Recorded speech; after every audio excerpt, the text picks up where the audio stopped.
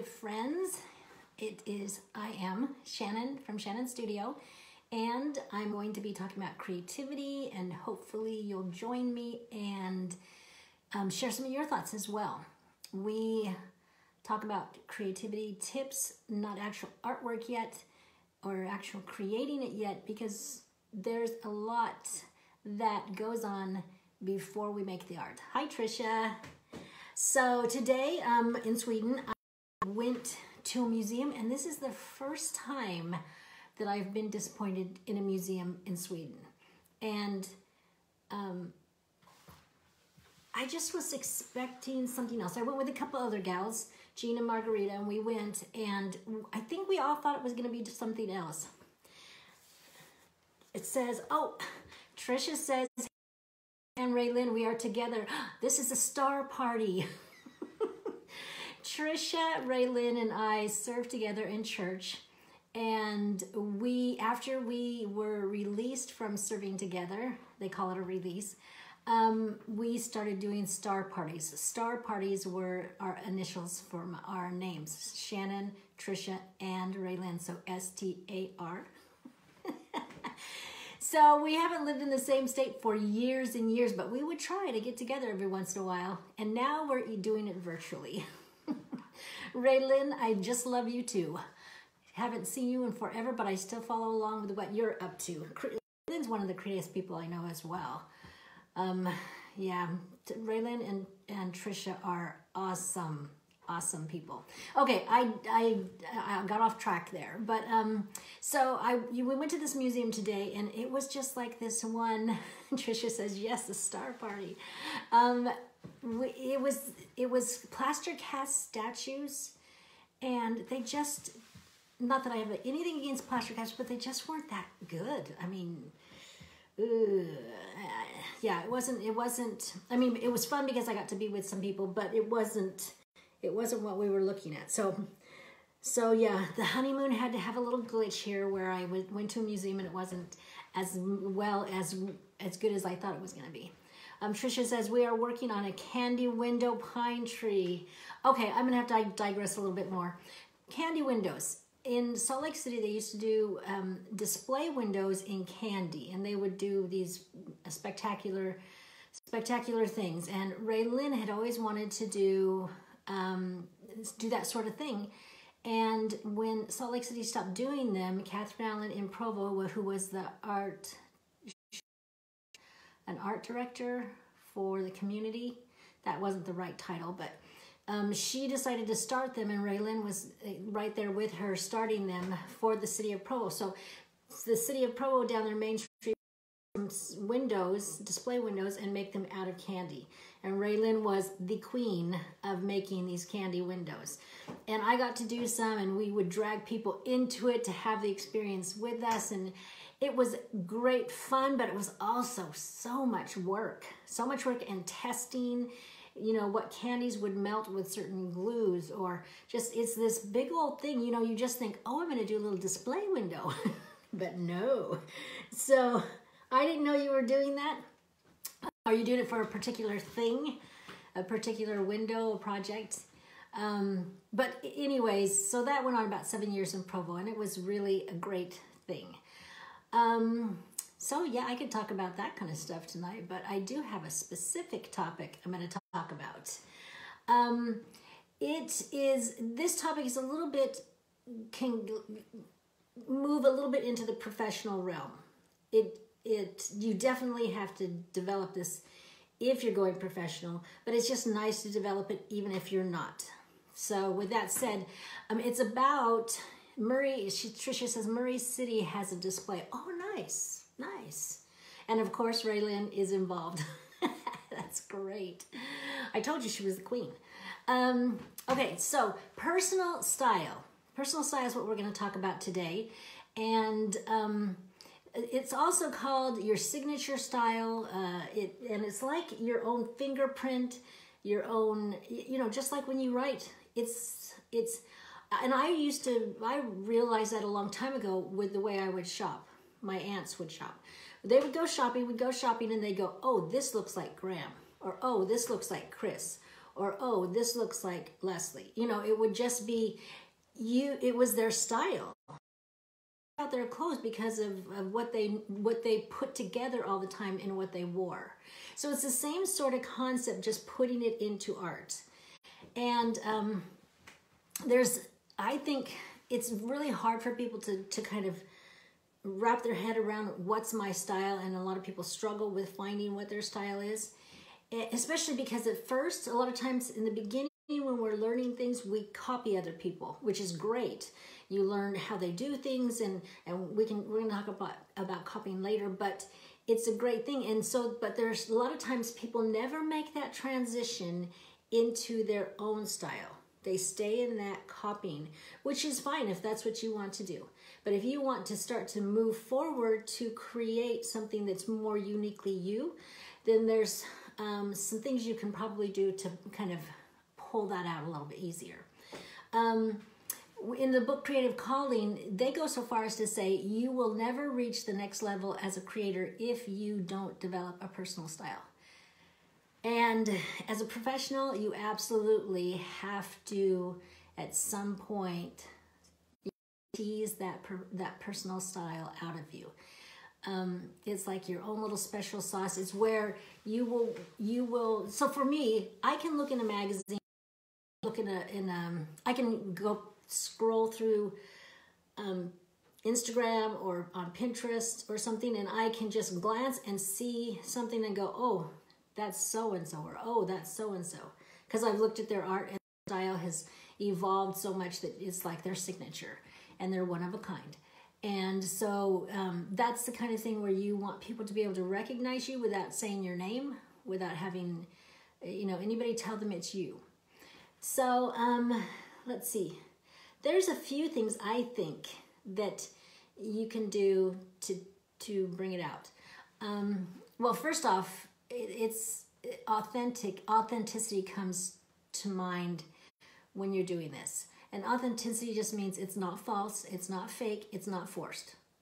And so it's something that comes from inside of you. It's not external. It's not somebody else putting it on you, saying you do this. It's something that you pull out from inside of you. So that said, my own personal thought is style doesn't manifest itself by thinking about it. It shows up in the doing. So you have to actually do work. And so there's this little practices that you can do. So one thing that you can do is to figure out what kind of medium you like. So for instance, take one still life like flower, or just take one object. So I'm going to use a flower for the example.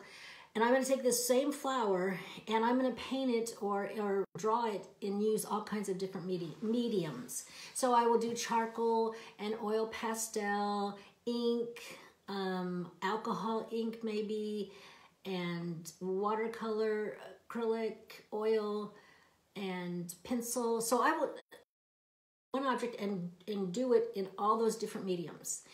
And then you will start to feel what you like, what do you gravitate toward.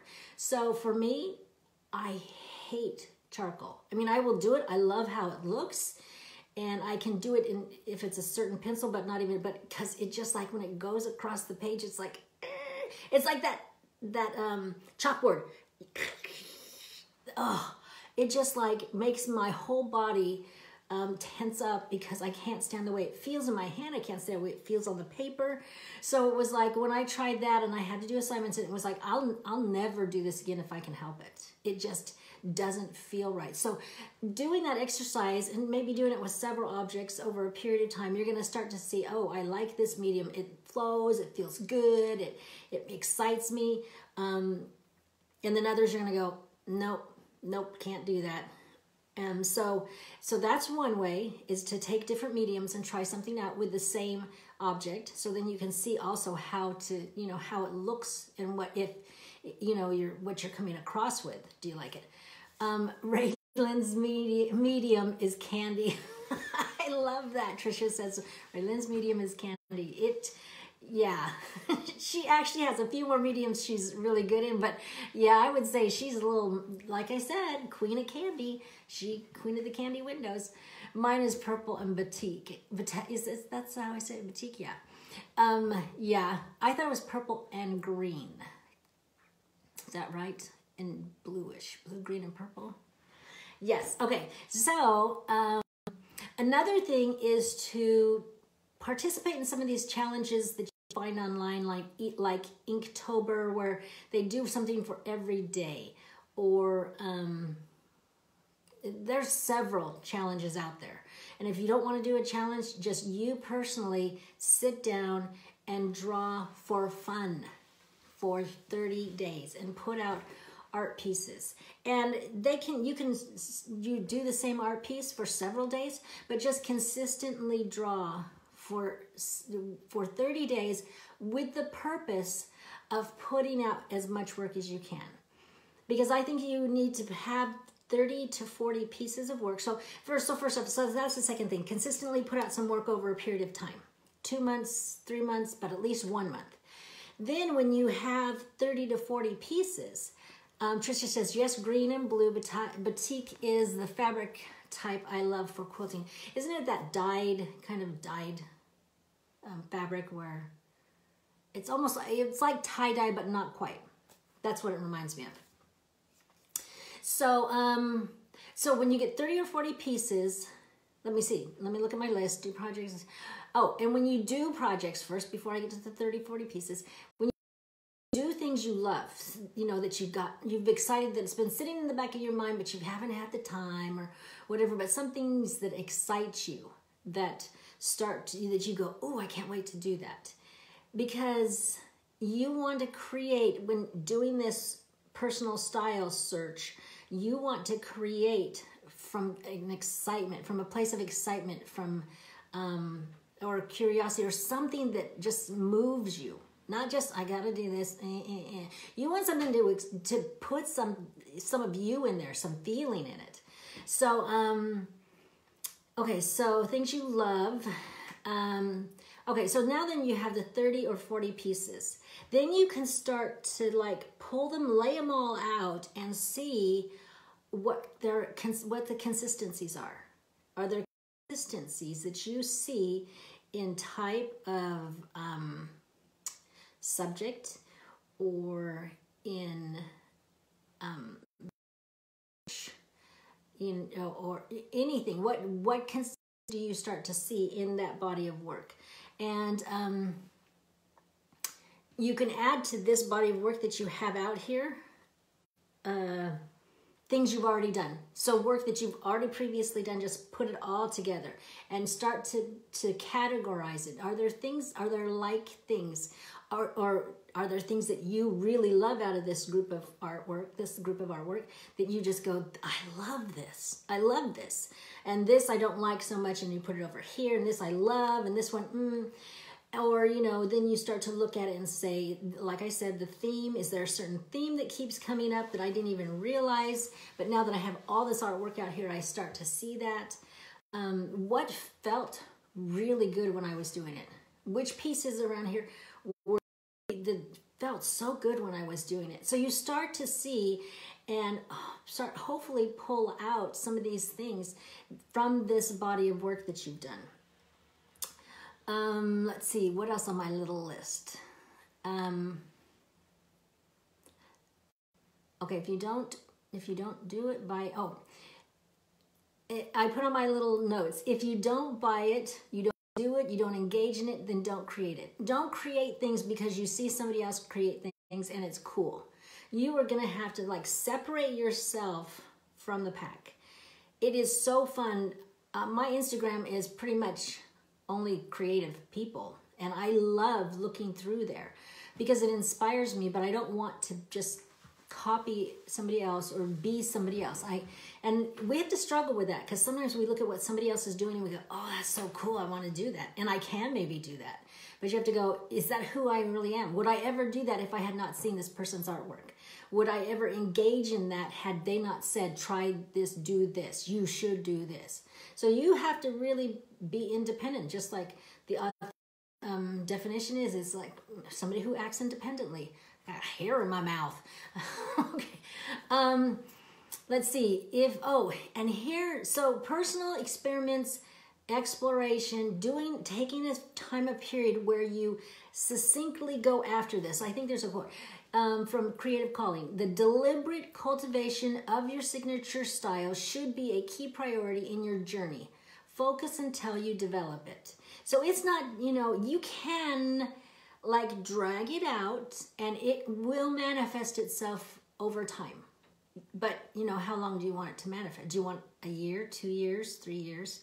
And if you do want to do that, that's fine. But if you want to have that come out more and be that, then you need to have a time frame and kind of work within that time frame where you're creating art, and then having a little evaluation point afterwards, and see what evaluate with those ideas that I gave. And you might come up with other ideas. And Trisha and Raylan, you might have other ideas too that you want to share about how somebody might be able to find their signature style. Let's see. Also, repetition is your friend. Let your style emerge from things that move, inspire, and energize you. Yay. Also, let's see. The one thing I think, and I was talking about this, we were talking about signature style, because he is graphic designer and he's starting out the last couple years, and he is he's starting to venture out on his own, his own business, and he's trying to create who he is. And he's still pretty young. He just had his 3rd birthday yesterday. And so he's still trying to figure out, who he is. And I gave him one question that really kind of helped just like snap past, push past all the peripheral. And I said to him, if you were to die shortly from now, what artwork, what project, what thing would you want to leave behind as your legacy, as your creative legacy? And if you think about it that way, so if you knew you had this little short period of time to create your last little creative legacy, what would that be? And so it kind of gives a gut check about the kind of art that would be important to you. And so that's another way to be able to kind of get your thoughts, get your mind in the pursuit of finding your personal style. So if you have had any experience with that, and like I said, it's more of a professional thing that you definitely have to do, but it's also, even if you're going to do it for fun, a more amateur thing, you're going to want to have your own stamp, your own personality on that page. You're going to want eventually. And so you might recollect this later on and go back to it, but you're going to want your special sauce on that page, girl. Yep. So, let's see, that's it. That's it, I think, for my notes. And so remember, you have a creative heartbeat, so listen for it. And I will be back tomorrow. And good that you're here. I just feel you here, Raylan. Trisha's here for me all the time. And I just kind of so glad you're here too for a minute. Anyways, bye.